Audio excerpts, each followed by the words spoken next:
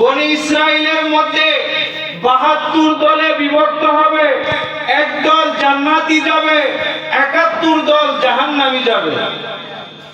তখন সাহাবায়ে কেরামগণ আরজ করলেন, ইয়া রাসূলুল্লাহ, আমাদের কি হবে? রাসূলের হাদিস, সাতাফতারিকু উম্মাতিন আলা সালাসিনা ওয়া সাবঈনা মিল্লাতান কুল্লুহুম ফিন-নার ইল্লা মিল্লাতান ওয়াহিদাতান। ক্বালু মা হিয়া ইয়া রাসূলুল্লাহ? ক্বালা মা আনা আলাইহি ওয়া আসহাবি। আওয়াজ দিয়ে বলুন না আল্লাহু আকবার। আল্লাহু আকবার।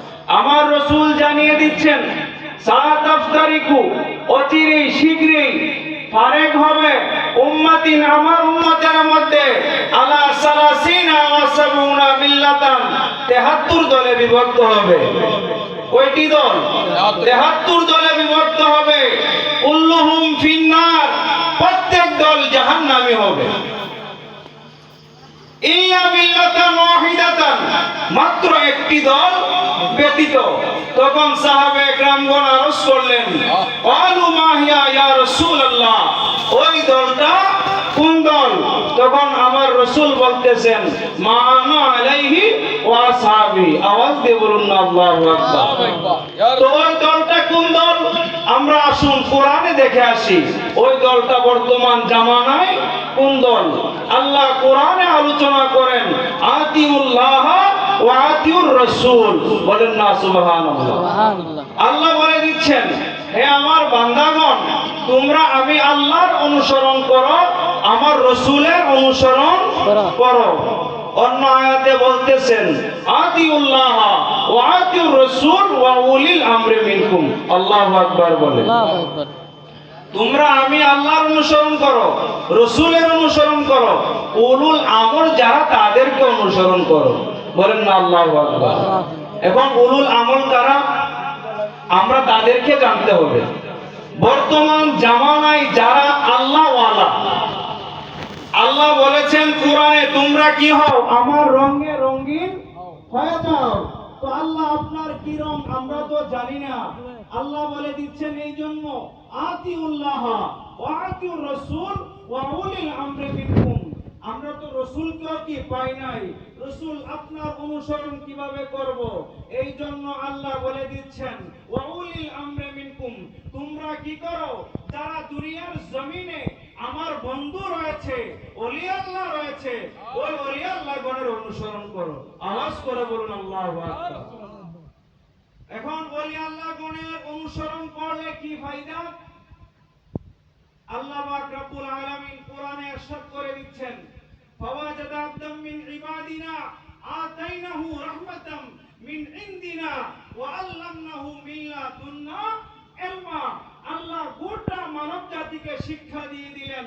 মুসা আলাইহিস সালাতু ওয়াস সালাম পয়গম্বর হওয়া সত্ত্বেও হিজর আলাইহিস সালাতু ওয়াস সালামের মতো ওলির দরবারে হাজিরা দেওয়ার প্রয়োজন হয়েছে।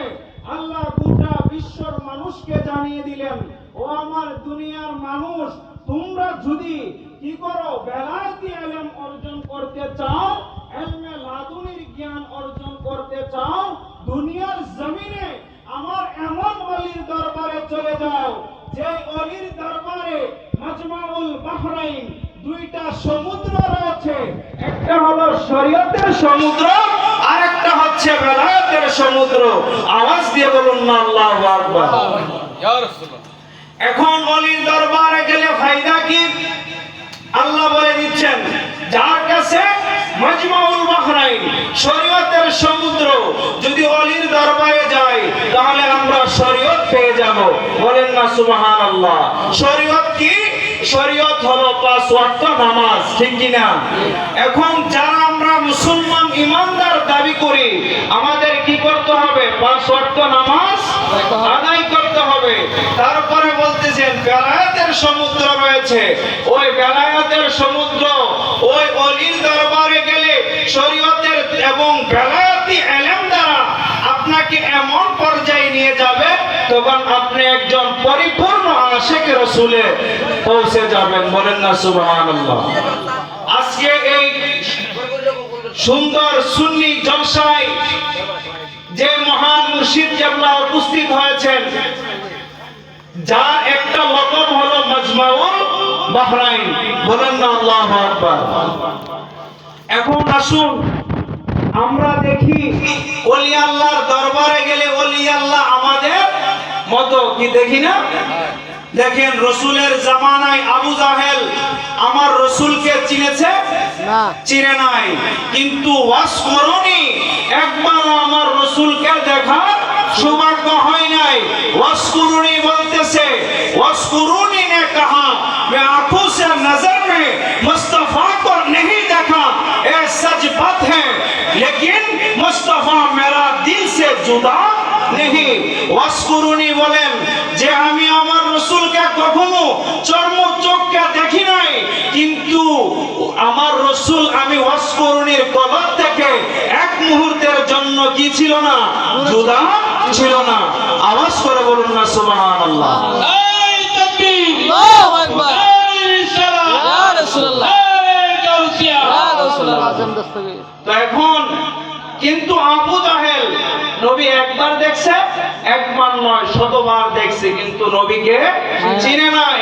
ওলি আল্লাহ চিনতে হলে অন্তরে কি লাগবে? প্রেম এবং আদবের প্রয়োজন লাগবে। কিন্তু যদি আপনার মনে অন্তরে প্রেম ভালোবাসা না থাকে, আদব না থাকে, ওলি আল্লাহ চিনা যাবে না। এখন ওলি আল্লাহর দরবারে গেলে ওই যে আমি প্রথম বললাম, আল্লাহ বললেন আমি আল্লাহর কাছে একটাই রাস্তা রয়েছে, সিরাতাল মুস্তাকিম। ওই সিরাতাল মুস্তাকিমে যদি তোমরা চলতে চাও, এই ওলি আল্লাহর দরবারে চলে আসো। বলেন না সুবহানাল্লাহ। সুবহানাল্লাহ। আর ওলি আল্লাহ কারা? কোন দলের মধ্যে ওলি আল্লাহ রয়েছে? বাহাত ফেরকায়ে বাতিলা যারা, তারা কখনো সুন্নি দাবি করে না। বর্তমান যারা আহলে সুন্নাত ওয়াল জামাত দাবিদার, দেখবেন এই তাদের মধ্যে ওলি আল্লাহ রয়েছে। বলেন না সুবহানাল্লাহ। তাতে বোঝা যায় যে দলটা জান্নাতি, ওই দলটা হলো কি? আহলে সুন্নাত ওয়াল জামাত। আপনাকে আমাকে আল্লাহ এই আহলে সুন্নাত ওয়াল জামাতের মতে পথে রেখেছেন, সে শুকরিয়া একবার আল্লাহর দরবারে শুকরানা আদায় করি। সকলে বলুন আলহামদুলিল্লাহ। এই দুনিয়া আল্লাহ পাক রব্বুল আলামিন বললেন কোরআনে যে আলহামদুলিল্লাহি রাব্বিল আলামিন, আমি আল্লাহ সমস্ত সৃষ্টি জগতের রব। ওমা আরসালনাকা ইল্লা রাহমাতাল লিল আলামিন। আর সমস্ত সৃষ্টি জগতের রহমত হলেন কে? নবী মুহাম্মদুর রাসূলুল্লাহ সাল্লাল্লাহু আলাইহি ওয়াসাল্লাম।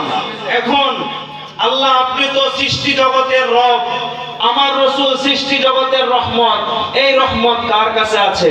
আল্লাহ বলে দিচ্ছেন ইন্না রাহমাতাল্লাহি কারীবুম মিনাল মুহসিনিন। আওয়াজ দিয়ে বলুন আল্লাহু আকবার। এই রহমত কার কাছে গেলে পাবেন?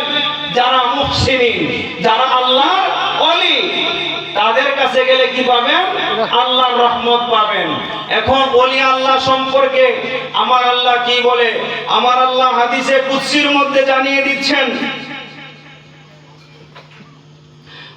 যেই বান্দাটা আমি আল্লাহর রঙে রঙিন হয়ে যায়, যে বান্দাটা আমি আল্লাহর রঙে রঙিন হয়ে যায়, কুনতু সামাআহুল্লাযী ইয়াসমাউ বিহি ওয়া বাসারাহুল্লাযী ইউবসিরু বিহি ওয়া লিসানাহুল্লাযী ইয়ানতিকু বিহি ওয়া ইয়াদাহুল্লাতী ইয়াবতিশু বিহা ওয়া রিজলাহুল্লাতী ইয়ামশি বিহা।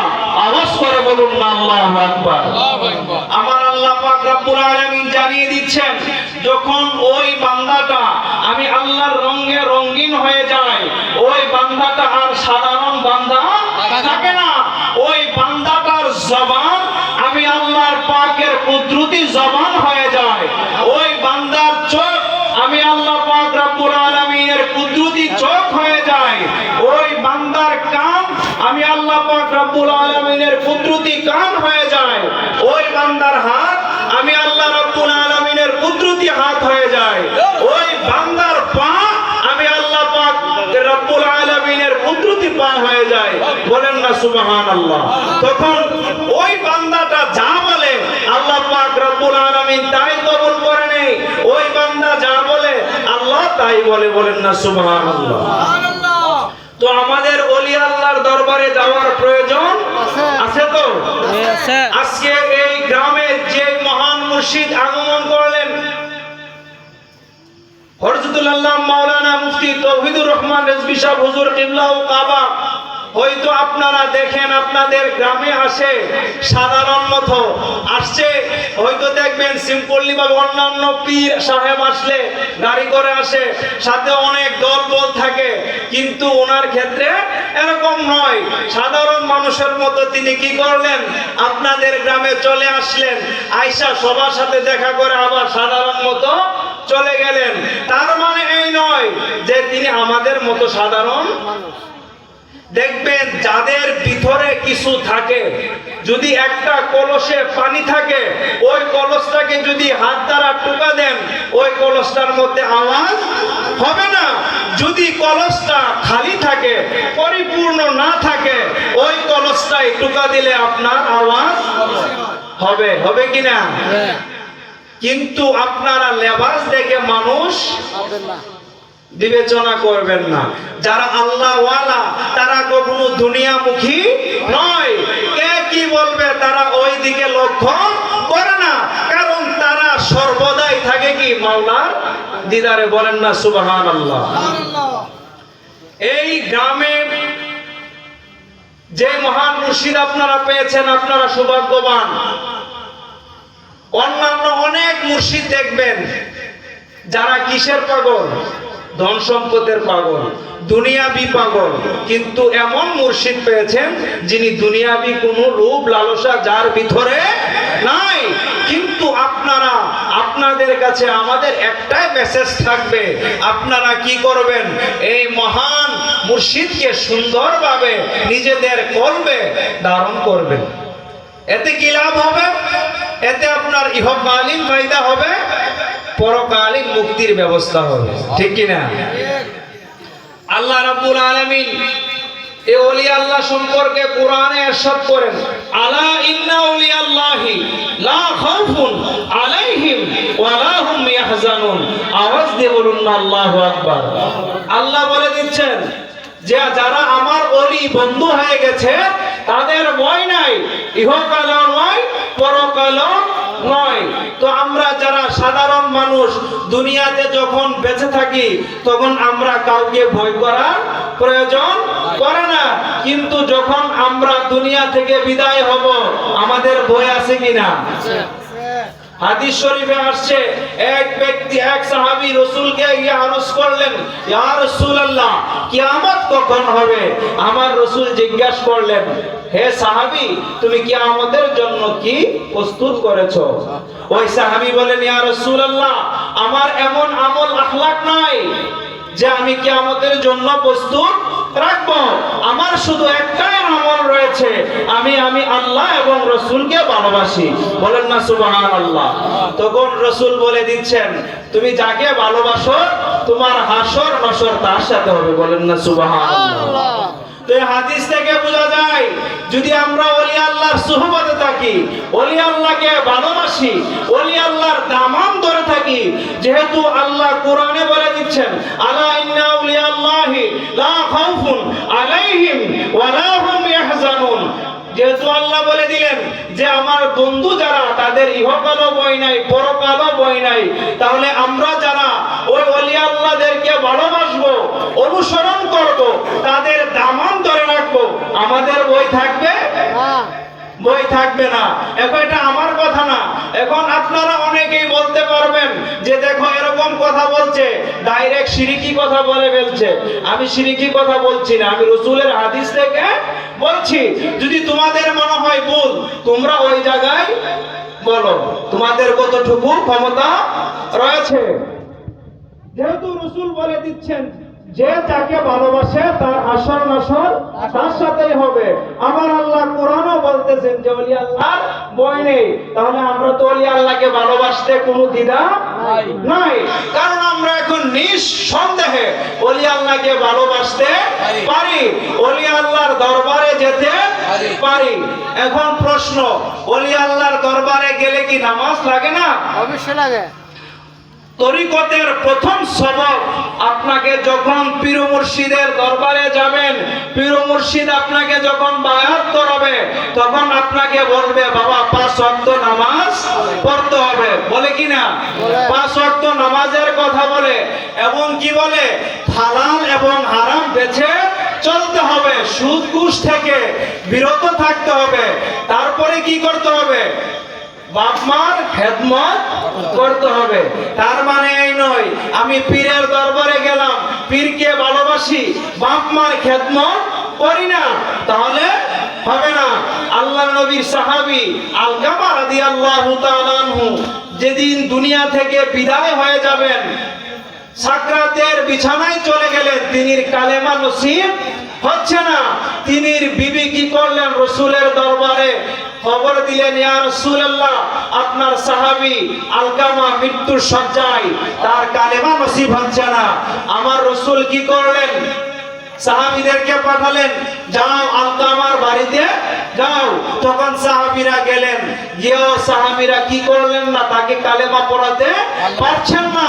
তখন আবার সাহাবীরা রাসূলের দরবারে আসলেন, এসে বলতেছেন, ইয়া রাসূলুল্লাহ, ইয়া হাবিবাল্লাহ, এখনো তো আলকামা কি করতেছে না, কালেমা তার নসিব হচ্ছে না। তখন আমার রাসূল বললেন, আলকামার কি মা দুনিয়াতে বেঁচে আছে? তখন বললেন, হ্যাঁ। তো যাও, যদি আলকামার মা আমি রাসূলের দরবারে আসতে সক্ষম হয়, তুমি বলবা যেন আলকামার মা আমি রাসূলের দরবারে আসে। বলেন না সুবহানাল্লাহ। ওই আলকামার মা অনেক ভীত ছিল, কিন্তু তিনি কি করলেন? যখন শুনলেন রাসূল কি করলেন, ওই আলকামার মাকে আসার জন্য বললেন। ওই আলকামার মা অনেক কষ্ট স্বীকার করে রাসূলের দরবারে হাজিরা দিলেন। তখন রাসূল জিজ্ঞাসা করলেন, মা আপনার ছেলে আলকামা কেমন? তখন মা বলতেছে, আমার ছেলে আলকামা অনেক ভালো, দাম খায়রাত করে, 5 ওয়াক্ত নামাজ পড়ে, তো অনেক ভালো।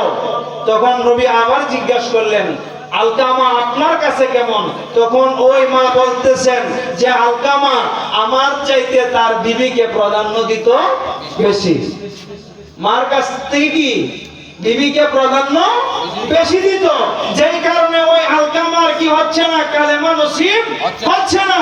আজকে কি করবেন? বিয়ে করে আনলেন, বিবির কথা শুনে মাকে কষ্ট দেওয়া যাবে না। কিভাবে আমরা শিখলাম? রাসূলের সাহাবী থেকে।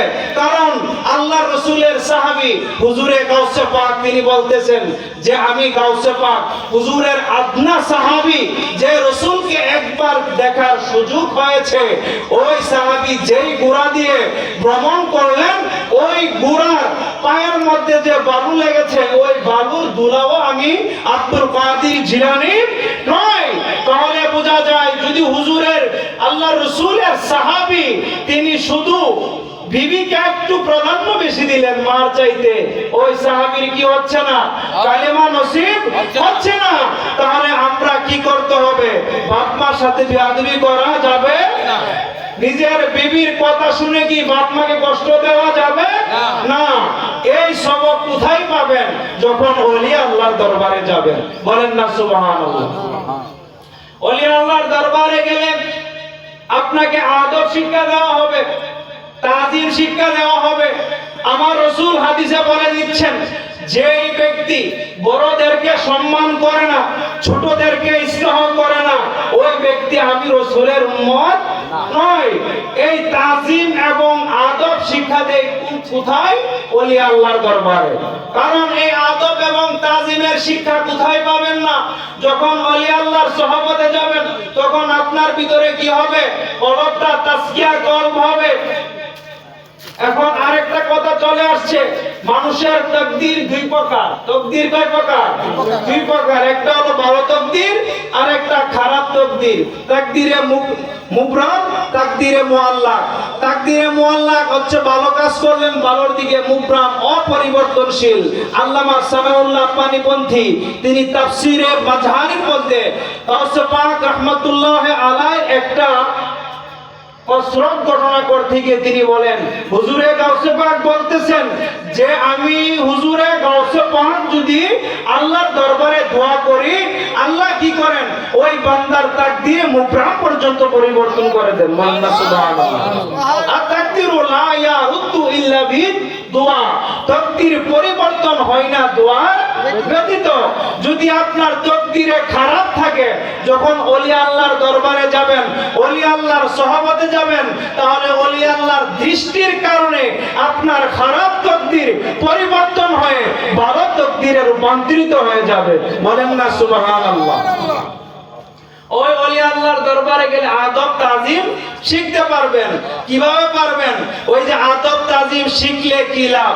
আমার রাসূলকে আল্লাহ যে বললেন আতিউল্লাহ ওয়া আতিউর রাসূল ওয়া উলিল আমরি মিনকুম, এতক্ষণ বললাম উলিল আমরের কথা, এখন আতিউর রাসূল, রাসূলকে কিভাবে মানবেন এটা কোথায় শিখবেন? ওই ওলি আল্লাহর দরবারে গেলে। কারণ ওলি আল্লাহ শিক্ষা দিবে আদব এবং তাজিম। বর্তমান সমাজে অনেকে দেখবেন আমার রাসূলকে মানে কিভাবে, যে আমার রাসূল আপনার মতো আমার মতো, ঠিক কি না? বলেন না নাউজুবিল্লাহ। দেখুন আল্লাহর নবী সাহাবী হযরতে আবু হুরায়রা রাদিয়াল্লাহু তাআলা আনহু, যিনি আমার রাসূল থেকে সর্বাধিক হাদিস বর্ণনা করলেন, একটা দুইটা নয়, সবচাইতে বেশি হাদিস বর্ণনা করলেন কে? হযরত আবু হুরায়রা রাদিয়াল্লাহু তাআলা আনহু। তিনি আমার রাসূলের দরবারে গিয়ে আরজ করলেন, ইয়া রাসূলুল্লাহ, ইয়া হাবিবাল্লাহ, নবী গো, আপনার নূরানি জবান মুবারক থেকে আমি আবু হুরায়রা এই পর্যন্ত যতগুলা হাদিস শুনেছি, ইয়া রাসূলুল্লাহ, আমি আবু হুরায়রার একটা স্মরণ নেই। তখন আমার রাসূল কি করলেন? বললেন, হে আবু হুরায়রা, তুমি হাঁ করো। যখন আবু হুরায়রা হাঁ করলেন, আমার রাসূল থুতু মুবারক আবু হুরায়রার মুখের মধ্যে দিলেন। আওয়াজ করে বলুন না সুবহানাল্লাহ। যখন থুতু মুবারক দিলেন, আবু হুরায়রা রাদিয়াল্লাহু তাআলা আনহু তিনি চিৎকার করে বলতেছেন, ইয়া রাসূলুল্লাহ, ইয়া হাবিবাল্লাহ, খোদার কসম করে বলছি, শুরু থেকে এই পর্যন্ত আপনার নূরানি জবান থেকে আমি আবু হুরায়রা যতটা হাদিস শুনেছি, সকল হাদিস আমি আবু হুরায়রার স্মরণ হয়ে গেছে। আওয়াজ দিয়ে বলেন সুবহানাল্লাহ। এখন আপনি আমি যদি কারো মুখে থুতু দেই, ওই লোকের কি হবে? কলেরা, ডায়রিয়া হয়ে যাবে। তো রাসূলকে কি আমাদের মতো বলা যাবে? যারা রাসূলকে আমাদের মতো বলে, হাদিস শরীফে আসছে ইয়াহুম ওয়া ইয়াকুম, তাদের থেকে দূরে থাকো, তাদেরকে দূরে রাখো। যারা এরকম আকীদা পোষণ করে, প্রথম চেষ্টা করবেন তাদেরকে বোঝানোর জন্য। যদি তারা না বুঝে, তাদের থেকে কি করবেন? দূরে চলে আসবেন। দেখেন আমরা অনেকেই জানি উহুদের ময়দানে আমার রাসূলের কি হয়েছে? দান্দান মুবারক শহীদ হয়েছে। আমরা জানি কি না? আমার রাসূলের যখন দান্দান মুবারক শহীদ হয়েছে, রাসূলের রক্ত মুবারক বের হয়েছে, তখন আমার রাসূল কি করলেন? মালিক ইবনে সিনান রাদিয়াল্লাহু তাআলা আনহুকে ডাক দিলেন, ও মালিক ইবনে সিনান, তুমি এদিকে আসো। আমি রাসূলের রক্ত মুবারক এমন এক জায়গায় রাখবা যে জায়গায় কোনো কীট পতঙ্গ যাবে না। তখন মালিক ইবনে সিনান কি করলেন? রাসূলের রক্ত মুবারক নিয়ে চতুর্দিকে দৌড়াদৌড়ি করতে লাগলেন, কিন্তু কোথায় রাখার জায়গা পাই নাই। শেষ পর্যন্ত মালিক ইবনে সিনান পান করে ফেললেন। বলেন না আল্লাহু আকবার। যখন রাসূলের দরবারে হাজির হলেন কাতর অবস্থায়, আমার রাসূল জিজ্ঞাসা করলেন, ওই মালিক ইবনে সিনান, তুমি কে যে আমি রাসূল রক্ত দিয়েছি, ওই রক্ত কি করেছো? তখন মালিক ইবনে সিনান বলে, ইয়া রাসূলুল্লাহ, ইয়া হাবিবাল্লাহ, বিয়াদবি মাফ করবেন, আপনার রক্ত মুবারক এত অদ্ভুত পবিত্র, দুনিয়ার কোন জায়গায় রাখা আমি মালিক ইবনে সিনানের পক্ষে সম্ভব হয় নাই। ইয়া রাসূলুল্লাহ, আপনার রক্ত মুবারক আমি পান করে ফেলেছি। বলেন না সুবহানাল্লাহ। নারে তাকবীর, আল্লাহু আকবার, নারে সালাত, ইয়া রাসূল, নারে গাউসিয়া, ইয়া রাসূল, হযরত মাওলানা মুজাহিদুল ইসলামের আগমন, শুভেচ্ছার স্বাগত। মুজাহিদুল ইসলাম সাহেবের আগমন, শুভেচ্ছার স্বাগত। সাহেব দাদার আগমন, শুভেচ্ছার স্বাগত। যাই হোক, দরবার শরীফের বড় পীরজাদা হযরত আল্লামা মাওলানা ওয়াহিদুর রহমান মুজাহিদ রিজভী সুন্নি আল কাদরি উপস্থিত হয়ে গেছেন। তো দীর্ঘায়িত আর আলোচনা করব না। যেই কথা বলছিলাম যে ওলিয়া আল্লাহর দরবারে উপস্থিত হলে আদব তাজিম শিক্ষা দেই, রাসূলকে কিভাবে মানা হয় ওইটা শিক্ষা দেই। তো আমাদের কি করা প্রয়োজন? ওলিয়া আল্লাহর দরবারে আসা যাওয়া এবং ওলিয়া আল্লাহর সহবতে থাকা প্রয়োজন, ঠিক কি না? আমরা সকলে চেষ্টা করব আমরা যারা যে পীর মুর্শিদের কাছে বায়াত নিয়েছি ওই মহান পীর মুর্শিদের কথা সুন্দরভাবে পালন করার জন্য। কারণ পীর মুর্শিদ ওই মুরিদের কাছে এমন, আমার রাসূল উম্মতে মুহাম্মাদির কাছে যেমন। আওয়াজ দিয়ে বলুন না আল্লাহু আকবার। তো যার যার পীর মুর্শিদ তার কাছে বেনজির বেমিসাল। যেমন আমার রাসূল কারোর সাথে তুলনা চলে না, একজন মুরিদের কাছে তার পীর মুর্শিদ এমন, ওই মুর্শিদের সাথে কারো তুলনা করা যাবে না। আল্লাহ যেন আপনাকে আমাকে ওলি আল্লাহ চিনার, বুঝার এবং পীর মুর্শিদকে পরিপূর্ণরূপে মানার তৌফিক দান করেন। সকলে বলুন আমিন। আমি এই জায়গায় আমার আলোচনা সমাপ্ত করছি। যদি আমার কথায় কেউ কষ্ট পেয়ে থাকেন আমাকে ক্ষমা সুন্দর দৃষ্টিতে দেখবেন, আমার জন্য দোয়া করবেন। আসসালামু আলাইকুম ওয়া রাহমাতুল্লাহ।